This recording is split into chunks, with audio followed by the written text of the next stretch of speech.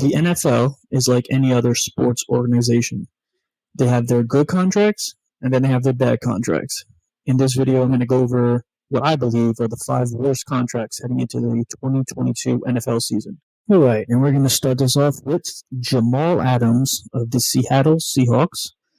So he signed a very large deal before the 2021 NFL season, which at the time, again, because it's been passed, he was actually the highest paid safety when he did sign that contract. When you look at pretty much his stats from 2020, this is based off of PFF, you could see that he was actually closer to the bottom of the list when it came to eligible safeties and rankings.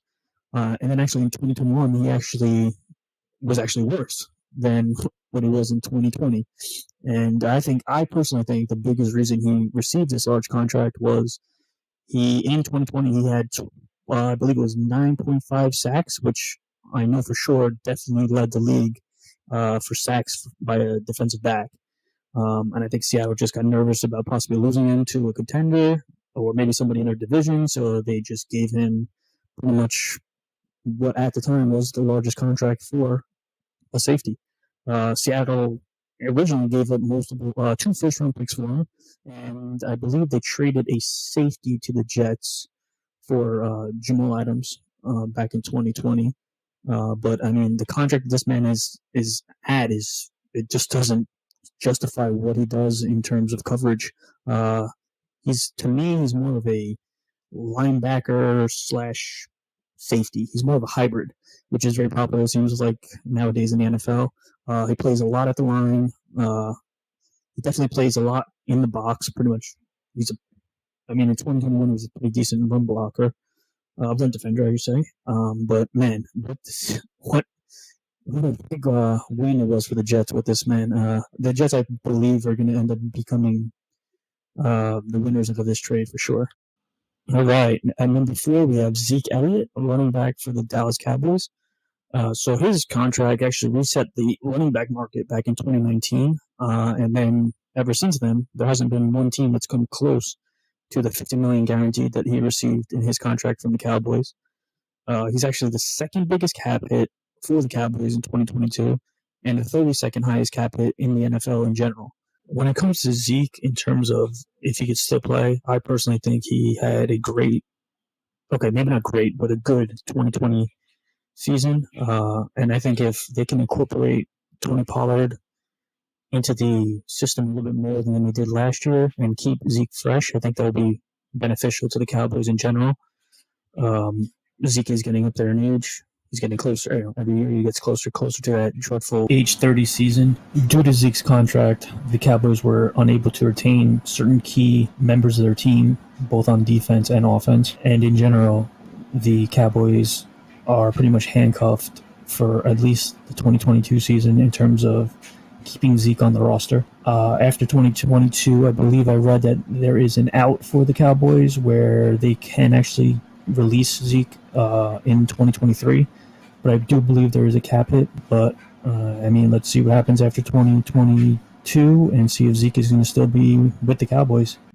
At number 3, we have Christian Kirk, wide receiver for the Jacksonville Jaguars.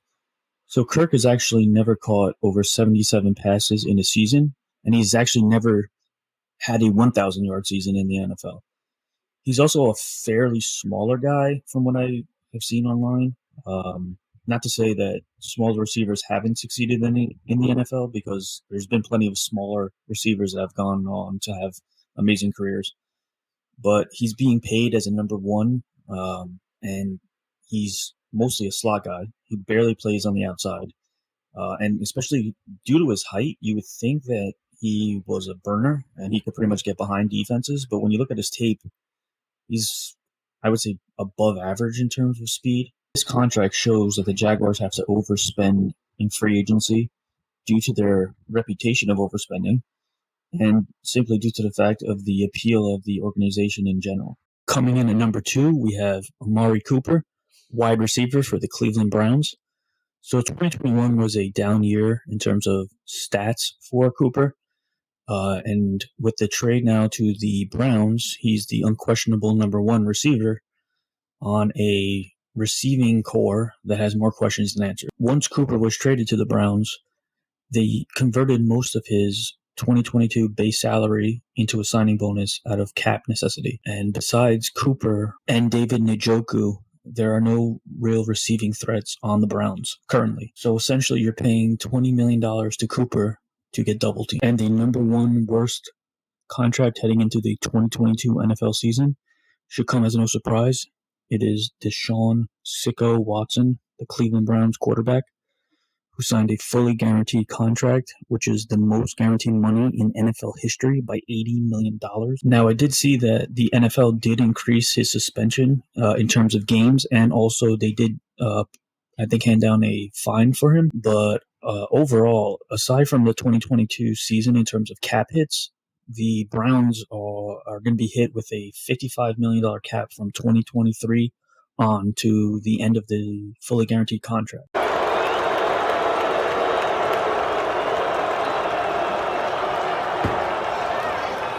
Which is going to put them into a very big handcuff in terms of being able to sign potential free agents and also to keep potential free agents. And in my opinion, I hope for nothing but the worst for Deshaun Watson, and I hope he fails in his NFL career.